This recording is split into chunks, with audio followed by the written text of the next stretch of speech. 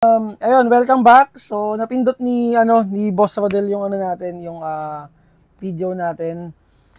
Ayun, pero ayaw ko na umulit. Sabi ko, medyo mahaba na yung video. So, ito guys, continuation tayo nung kaninang itetest natin. Slong Scorpion.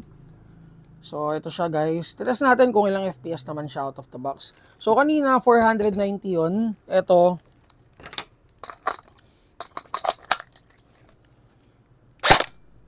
462, 447, 450.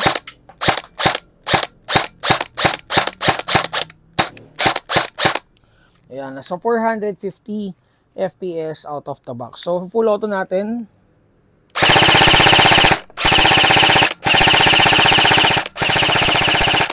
Ayan, so 460 out of the box. So, parehas sila. Halos, hindi ba nagkakalayo? Parang malayo eh. 490 yung mahaba and then ito 460 FPS out of the box. Okay? So again, 2 new units ang meron tayo. Ayun. So guys, kung may mga tanong kayo regarding this Slong unit, mag-PM lang kayo sa page natin. Again guys, Slong Scorpion, ito siya. And then yung mahaba ito. So, naka CTR style stock yan.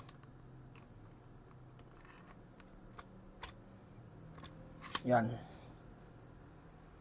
Okay, so message lang kayo guys. Nilagay ko na yan sa Google Drive natin.